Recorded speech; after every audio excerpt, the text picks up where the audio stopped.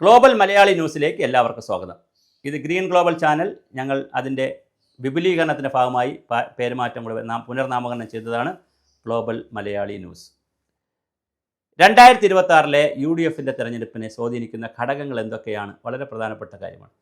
സാധാരണ anti incumbents ആണ്, ഭരണവിരുദ്ധ വികാരമാണ് ഒരു തെരഞ്ഞെടുപ്പിനെ ബാധിക്കുന്നത്.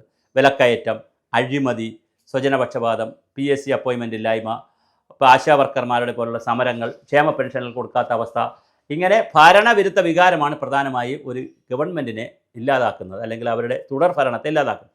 എല്ലാം ശരിയാകും എന്ന് പറഞ്ഞ് LDF വന്നതാണ്. 20 ലക്ഷം പേർക്ക് തൊഴിൽ കൊടുക്കും, സിംഗപ്പൂരാക്കും, ഒരുപാട് വാഗ്ദാന പെരുമഴയായിരുന്നു ഈ നമ്മുടെ മാനിഫെസ്റ്റോ എടുത്തു കഴിഞ്ഞ്. പക്ഷേ അതൊന്നും സംഭവിച്ചില്ല. അപ്പോൾ ഇനി എന്താണ് സംഭവിക്കുകയെന്നറിയില്ല. അതിനിടയിൽ വീണടം വിഷ്ണു ലോകം എന്ന് പറയുന്ന രീതിയിൽ LDFിനൊരു പൊതിയ തേങ്ങ വീട്ടിൽ കിട്ടിയിട്ടുണ്ട്. അതിപ്പോൾ പൊതിയ തേങ്ങയാണ്, എങ്ങനെ വരും നമുക്കറിയാൻ കഴിയില്ല. വീണ് കിട്ടിയിട്ടുണ്ട്. അതാര് പൊതിക്കുമെന്ന് നമുക്കറിയത്തില്ല. കാര്യം കോൺഗ്രസ് രാഹുൽ മാങ്കൂട്ടത്തിൽ രാജിവെച്ച് കഴിഞ്ഞാൽ പിന്നെ രാജിവെച്ചിരിക്കുമ്പോൾ പിന്നെ ഇനി വേറെ കഥയില്ല. അപ്പോൾ അതുകൊണ്ട് തന്നെ UDF എഫക്റ്റ് എങ്ങനെയായിരിക്കും, UDFിനെ എന്തൊക്കെയാണ് ഈ തെരഞ്ഞെടുപ്പിനെ ബാധിക്കാൻ? ഒന്ന്, കേരള കോൺഗ്രസിൽ നിന്ന് ഒരു വിഭാഗമെങ്കിലും പുറത്ത് വരുമോ, അതോ ജോസ് കെ മാണിയോടൊപ്പം എല്ലാവരും പുറത്ത് വരുമോ അറിയേണ്ടുന്ന ഒരു വിഷയം. RSP രണ്ടാകുമോ, അത് ഒന്നായിട്ട് നിന്ന് സീറ്റ് തർക്കത്തിൽ നിന്ന് മാറാതെ വളരെ കൃത്യമായി RSP മുന്നണിയിൽ തന്നെ തുടർന്ന് മുന്നോട്ട് പോകുമോ? കാരണം ഒരു സീറ്റ് തർക്കത്തിലാണ് RSP LDFിൽ നിന്ന്, സീറ്റ് തർക്കമല്ല, അതുപോലൊരു വിഷയത്തിലാണ് പോയത്. അവസാനം കൊല്ലം സീറ്റിനെ സംബന്ധിച്ചുള്ള വലിയ തർക്കം വന്നിട്ടാണ് അവർ പോയത്, LDFിൽ നിന്ന് പോകുന്നത്. അതുപോലെ പിറന്നാറി എന്നൊക്കെ വിളിക്കേണ്ടി വന്നത് വലിയ വിഷയം വന്നത്.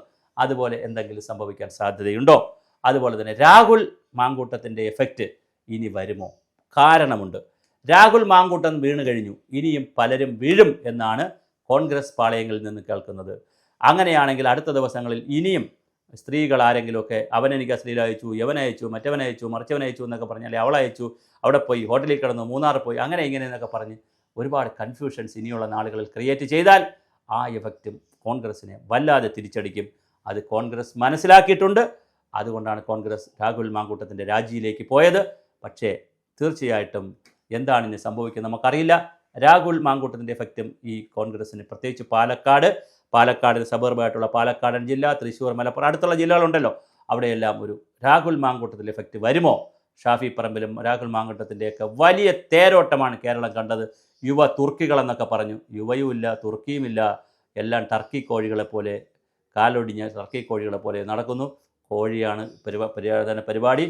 ഇഷ്ട ഭക്ഷണം കോഴി, അത് കഴിഞ്ഞാലും കോഴി, രാത്രി കോഴി, എപ്പോഴും കോഴി എന്ന് പറഞ്ഞ് നടക്കുന്ന രീതിയിലേക്ക് കുറച്ച് പേരെങ്കിലും മാറിയപ്പോൾ ജോസഫ് വാഴക്കൻ പറഞ്ഞതാണ് വളരെ പ്രധാനം.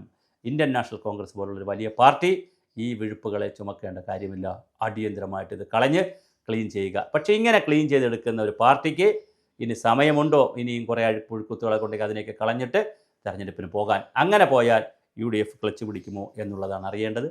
എന്തായാലും ഇപ്പോഴുള്ള ആൻറ്റി ഇൻകംബൻസിന് പകരം ആഭ്യന്തര പ്രശ്നങ്ങളിൽ കൂടി കോൺഗ്രസ് ശകലം പെട്ടുപോയിട്ടുണ്ട്.